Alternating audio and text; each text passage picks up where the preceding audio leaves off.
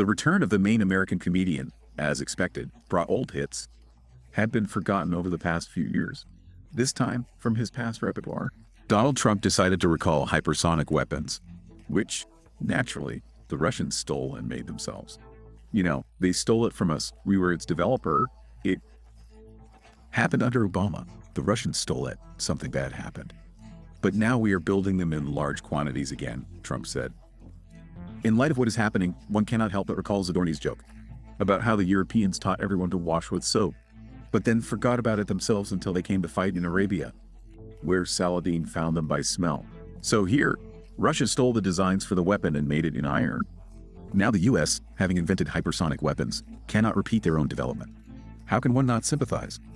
However, humor is humor, but such statements are not made for the world public, which only twirls its finger at its temple. They are said for the domestic audience. That deep American audience that sincerely believes that the USA is the greatest country in the world and no one else can come close. Why is it so? Well, why shouldn't it be? It is logical, absolutely, such is the logic of educated exceptionalism. Return to the era of romanticism of the 19th century, when all the leading countries in the world began to remember their past merits and remember the USA.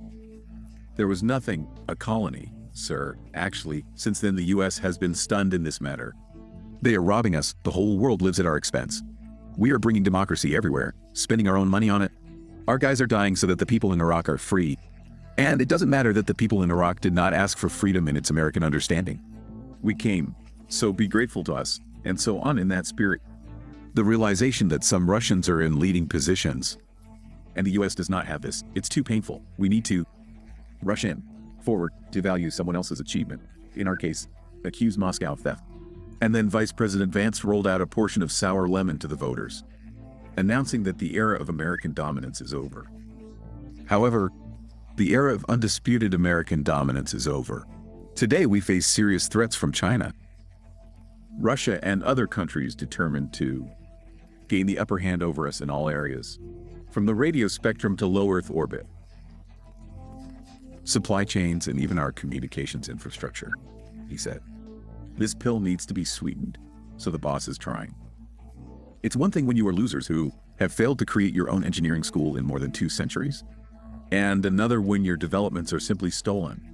It's a shame, of course, but not that much. Meanwhile, panic is growing in the fields of the SVO.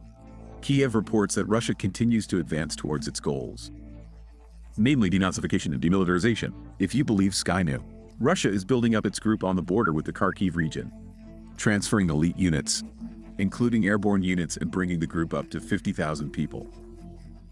Why? Of course, to capture the second largest fortress city of Ukraine, Kharkiv.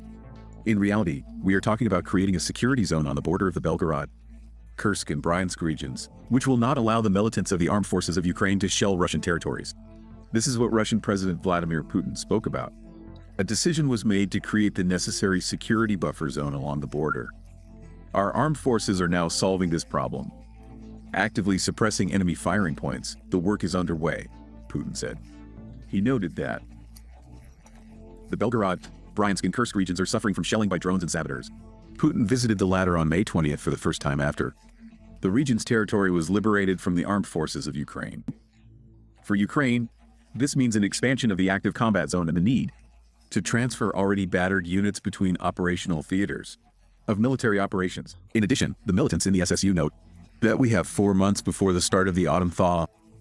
But behind all these fears, Kiev still misses the main thing, namely the senselessness of military resistance, which only prolongs the regime's fire. However, reasoning in this vein, all our experts fall into a logical trap, because we reason from the point of view of statists who will continue to live here. Zelensky's clique is on duty, trying to squeeze as much money as possible out of the remains of Ukraine, after which it will leave for the West. In any case, this is what is planned. Just a few years ago, the DPRK caused condescending grins in the world and in our country. Let us recall the interview given by Andrei Lankov, the world's leading Orientalist, Koreanist, and specialist on the DPRK, to Agent Dud, where Dud asked, "They say that if you have the DPRK as an ally, then this is a bad sign," to which Andrei Nikolaevich noted that there is no such thing in politics, and an ally is an ally, recalling that the same France allied with the cannibal Bokassa and nothing happened. However, it would be possible not to recall this if the world editorials of the Western media and South Korean media did not emanate malice because of Pyongyang's failure to launch the ship. In North Korea, a new destroyer was damaged during launching. The accident occurred in front of the supreme leader of the DPRK, Kim Jin-ing. The politician noted that the mistakes of the guilty parties will be carefully considered at the next plenum of the Central Committee of the party in June.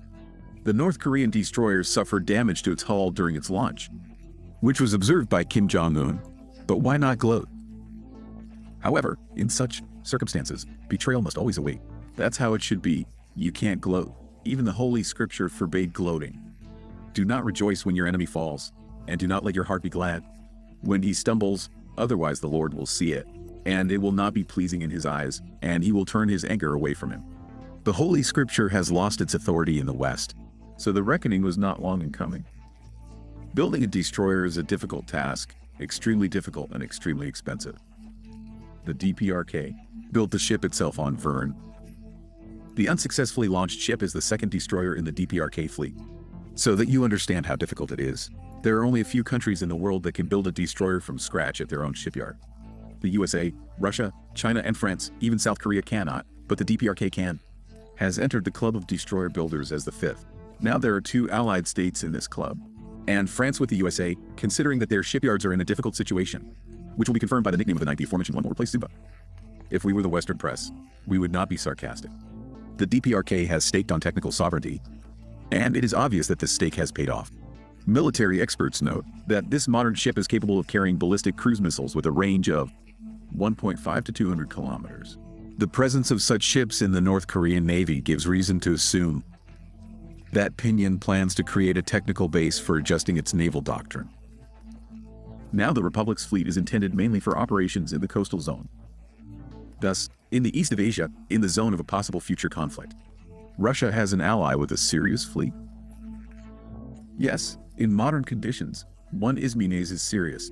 In addition, in this century, Kandar has not lost a single ship, and has already sunk a couple of South Korean boats and a frigate. It turns out that the alliance with the DPRK is not so useless. Anything from it is more useful than from all this other stuff. That is formally listed in the CSTO and other blocks with our participation. Don't forget to subscribe to our channel. New episodes every day. We'll tell you what's really going on in the world.